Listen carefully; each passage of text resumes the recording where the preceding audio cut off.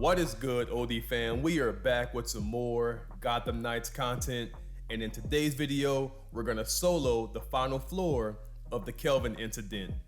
But before I get into it, if you are enjoying the content and want to stay up to date with all things Gotham Knights, then don't forget to hit that like button and subscribe, and let's get it.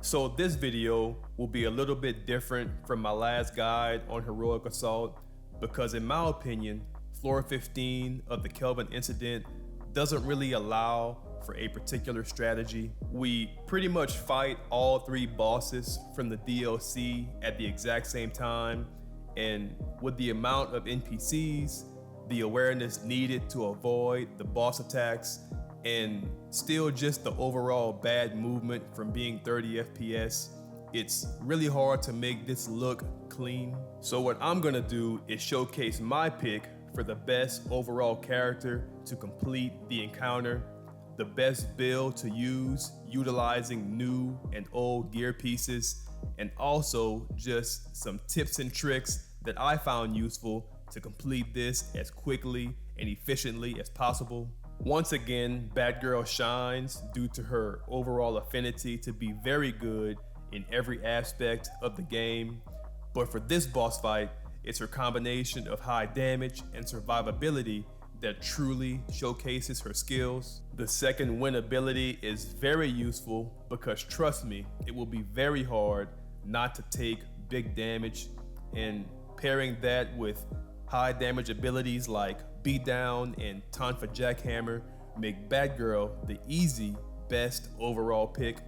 For the build and what I think is the most important aspect to completing floor 15 quickly and easily, we start with the new best in slot suit from the entire DLC, the thermal influx suit, and this one gear piece pretty much has everything you need. We have elemental resistance from freeze and fire, which I'll get into more a little later in the video.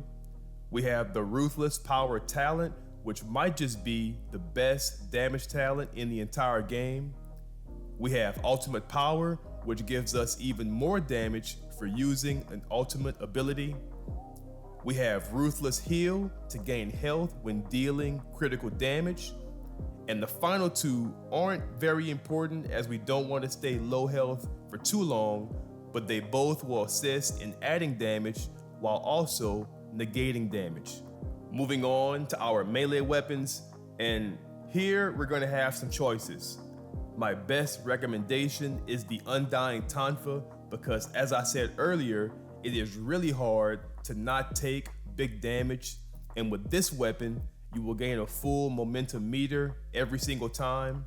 But if you want a nice combination of damage and momentum, you can go with the Jumpstart Tonfa, which provides ruthless power once again for the extra damage, critical will for momentum when health is low, and knockout heal to gain even more health when taking enemies out using momentum abilities. And for one honorable mention, we have the instant effect Tonfa, which is good mainly for momentum, but does have the talent Haymaker Heal for extra sustain. And finally, for our range weapon, and honestly what I think are best in slot, we have the Shock and Awe Batarangs, mainly for the talent Untouchable Power, which increases our base damage at full health, but with talents like Knockout Multiplier, Ruthless Power, and Headshot Multiplier, all dealing big damage, this is by far the easiest choice. As far as tips and tricks go, for our suit, you definitely want to have some extra elemental resistance on the build. I found Freeze's ice attacks really hard to avoid in certain situations, so some extra ice resistance to go along with what already comes on the suit would be very beneficial. You do also want to have a small strategy when it comes to dealing with the bosses. They will attack you at the same time during certain points in the fight, so make sure to focus on one when necessary so you aren't dodging multiple boss attacks. Harley isn't too bad in terms of taking her out, but when you're fighting Harley and Freeze, or Harley and Clayface at the same time, things can get a bit hectic. So focus on one boss when you can, and things shouldn't be too difficult. For Batgirl, I did find 2 abilities to be very useful for any boss for overall and sustained damage. So whenever you build enough momentum or take damage and receive max momentum, the abilities Batarang Barrage and Marauderangs are very useful. The final fight with Clayface is the easiest of all 3, where you can mostly just use your Batarangs to take him down. And for one final tip, don't forget to use your drone during the fight, as it will definitely distract the other NPCs while focusing the bosses. So let me know what you guys think. The final floor is pretty easy once you have the correct build.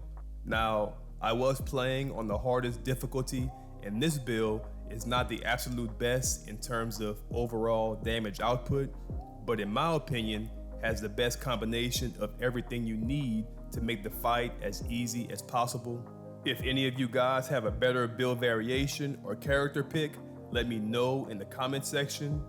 I will definitely be doing a video for Robin next, since he is my favorite character.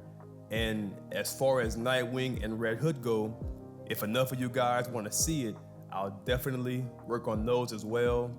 But as always, if you are enjoying the content and want to stay up to date with all things Gotham Knights, then don't forget to hit that like button and subscribe to join the OD family. Thank y'all so much for watching. Y'all be blessed and stay OD.